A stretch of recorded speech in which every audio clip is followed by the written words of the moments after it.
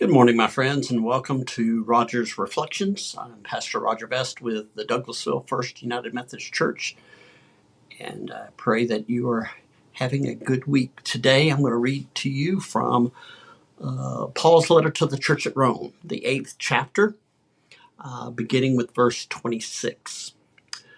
Likewise, the Spirit helps us in our weakness, for we do not know how to pray as we ought. But that very Spirit intercedes with sighs too deep for words. And God, who searches the heart, knows what is in the mind of the Spirit, because the Spirit intercedes for the saints according to the will of God.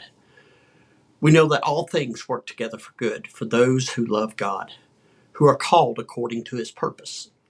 For those whom he foreknew, he also predestined to be conformed to the image of the Son, in order that he might be the firstborn within a large family. And those whom he predestined, he also called, and those whom he called, he also justified, and those whom he justified, he also glorified. This is an interesting passage because it starts with when we don't know what we are called to do. The Spirit intercedes for us. God speaks for us. He works within us. So even at our lowest, we know that God is involved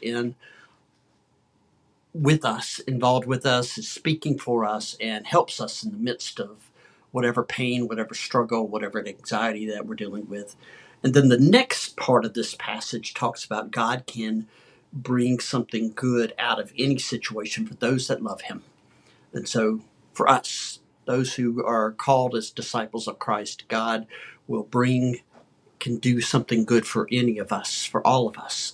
I believe that. I believe there are lessons that we learn in difficult times. I believe God points us in the right direction, even as we fail, even as we fall.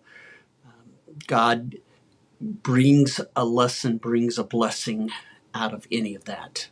Now, that doesn't, what am I trying to say? God does not want bad things to happen to us. Let's put it that way.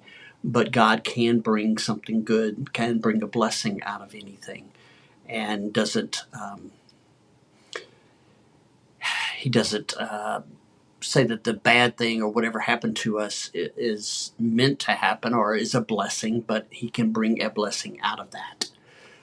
When we are grieving, God will bring us joy, will bring us comfort. When we are struggling, God will point us in the right direction. This is one of those passages that it makes more sense when you experience it. And when we look for it, when we look for God in the midst of all this. Hope that helps. Take care, my friends, and we'll see you next time.